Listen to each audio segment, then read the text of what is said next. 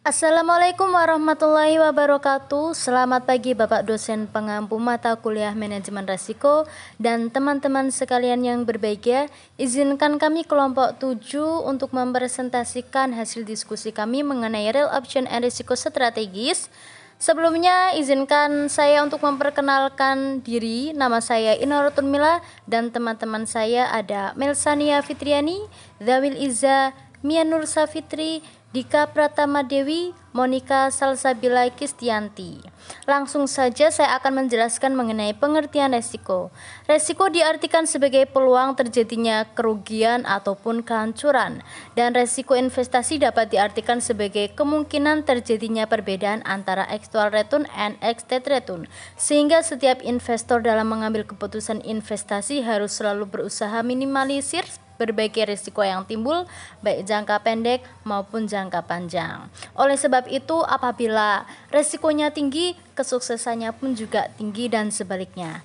Jenis-jenis resiko yang akan dihadapi perusahaan. Ada resiko murni, ini benar-benar murni seperti terjadinya kecelakaan, kebakaran, dan sebagainya.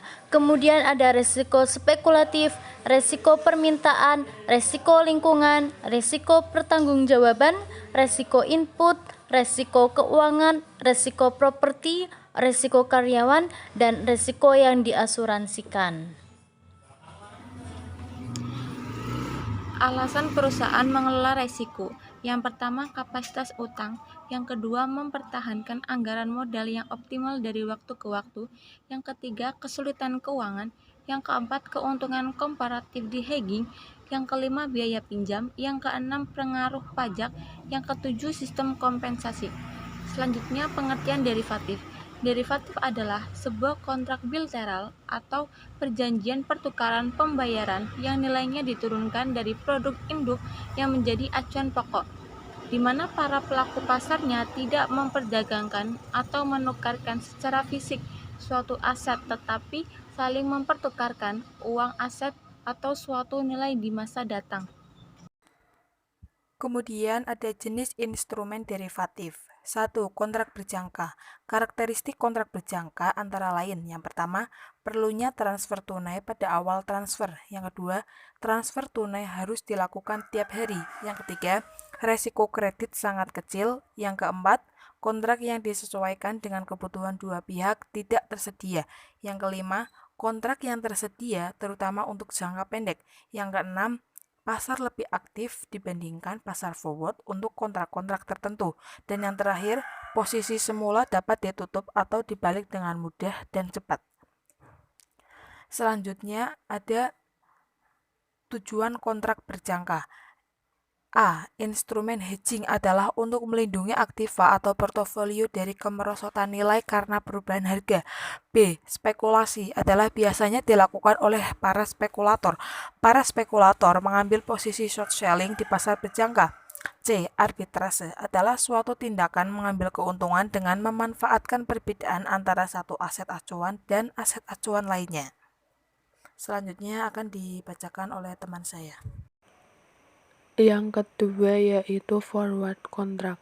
Kontrak penyerahan kemudian atau forward contract adalah perjanjian antara dua pihak. Salah satu pihak diwajibkan atau diharuskan menyerahkan sejumlah tertentu atau kontrak size dari aktiva tertentu atau deliverable item pada tanggal tertentu yang akan datang atau settlement date, dan pihak lainnya wajib membayar sesuai dengan jumlah tertentu yang disebut invoice amount yang dikenakan atas aktiva pada tanggal penyerahan.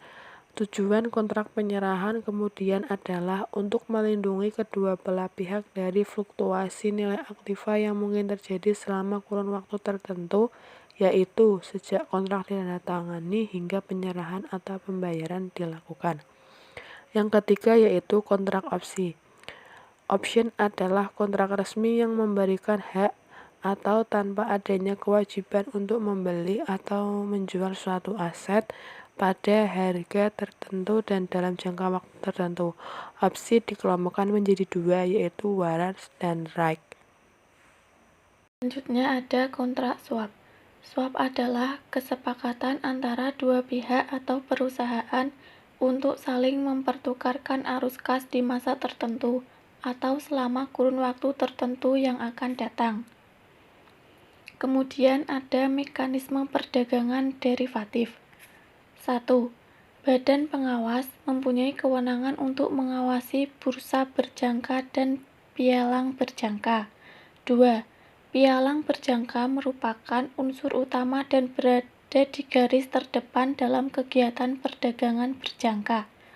3. Pialang berjangka terlebih dahulu harus menjadi anggota bursa dan mendapatkan izin terlebih dahulu dari badan pengawas sebelum beroperasi. 4. Bursa berjangka, jumlah kontrak yang dibeli harus sama dengan jumlah kontrak yang dijual. 5. Perusahaan clearing menjadi perantara antara pialang berjangka yang menerima order pembelian dengan order penjualan. Selanjutnya, mengelola risiko derivatif. Yang pertama, mengelola risiko dengan kontrak opsi. A. Ada opsi beli, call option. B. Opsi jual, put option. Yang kedua, ada lindung nilai hedging dengan future. A. Ada cross hedging. B. Short hedging. C. Long hedging. Yang ketiga, mengelola risiko dengan swap. Ada swap tingkat bunga, swap mata uang, dan swap equity.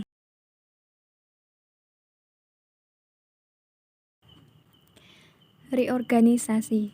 Istilah reorganisasi berkaitan dengan aktivitas yang dilakukan oleh perusahaan untuk mampu bertahan diri dan atau memperkecil, mengurangi skala usahanya agar perusahaan tidak mengalami kesulitan di bidang keuangan dalam situasi ekonomi yang kurang menguntungkan.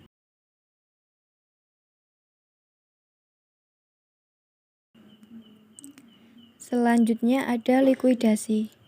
Likuidasi yaitu pembubaran perusahaan oleh likuidator dan sekaligus pemberesan dengan cara melakukan penjualan harta perusahaan, penagihan piutang, pelunasan utang, dan penyelesaian sisa harta atau utang di antara para pemilik.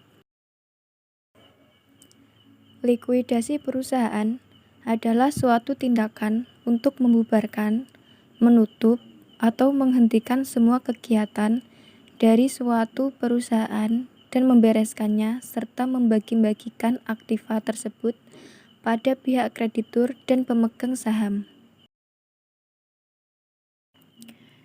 Likuidasi dikelompokkan menjadi dua, yaitu ada likuidasi sederhana dan likuidasi berangsur.